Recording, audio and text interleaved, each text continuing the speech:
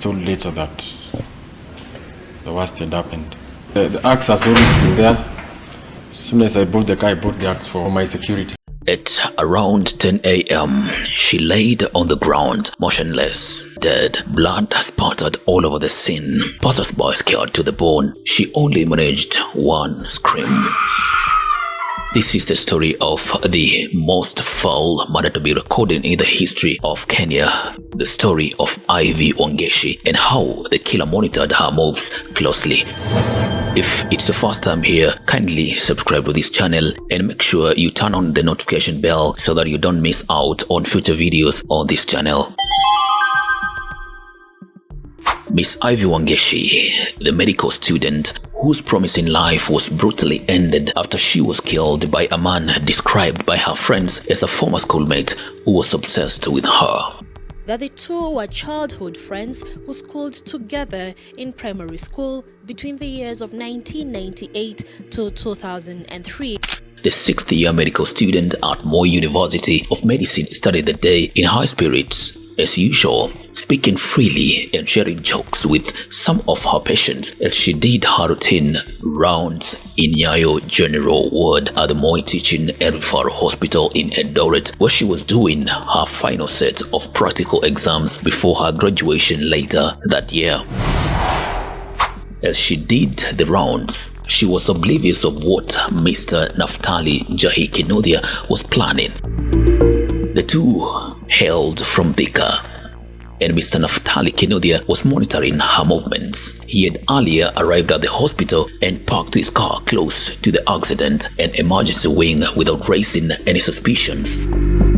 At around 10 a.m., he alighted from the car, a Honda with a gunny bag that concealed his weapons. He walked on the pavements next to the wing and waited for the student to emerge from the hospital's gate. It was not clear whether he had called her or he had waited to ambush her as she stepped out. And he lifted up this axe and brought it down on her. And then he lifted it a second time, and this one fell on her head. And this alone actually her body shifted. At around 10:30 a.m., she laid on the ground, motionless, dead. Blood splattered all over the scene. Passers-by scared to the bone. She only managed one scream. It was not clear when Mr. Kinuthia traveled from Nairobi to Eldoret. He threatened a few people who rushed to the scene hoping to rescue her and made sure she was dead before attempting to run away. After the scene, an irate public and border riders stoned him and brought him down, beating him senseless. But he was rescued by police officers. Thereafter, he fought for his life under police watch at the same hospital where Miss Wangechi had been training.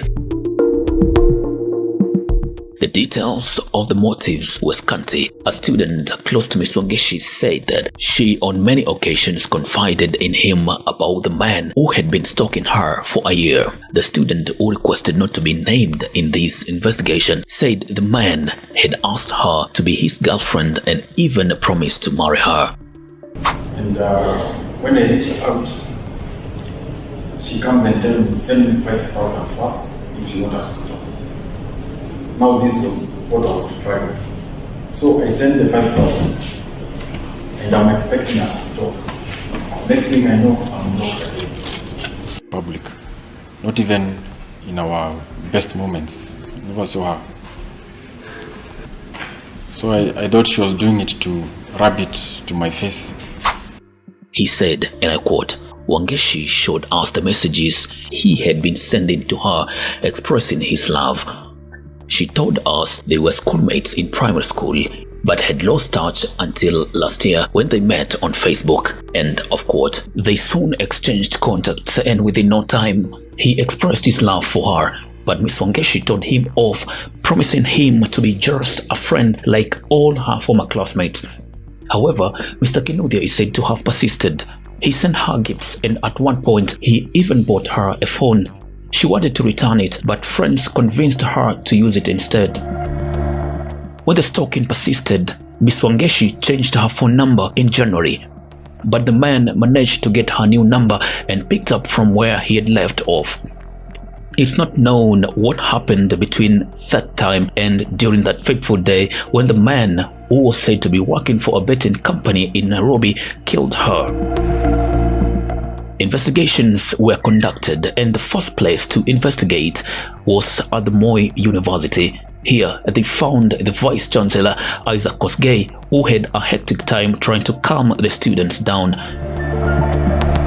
He urged the students to remain calm as the university was working with the security personnel to find out the motive of the attack and promised them to ensure that the security of the school was to be improved. The then Dean of Students, Professor Lukoye Atoli, was also interviewed during this incident. He said that the incident reflected the general state of insecurity in the town.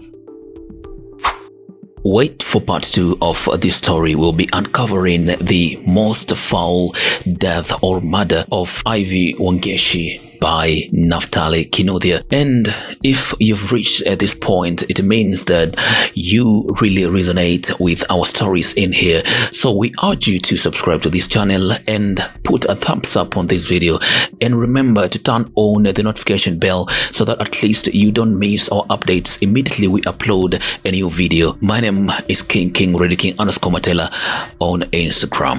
Subscribe for more.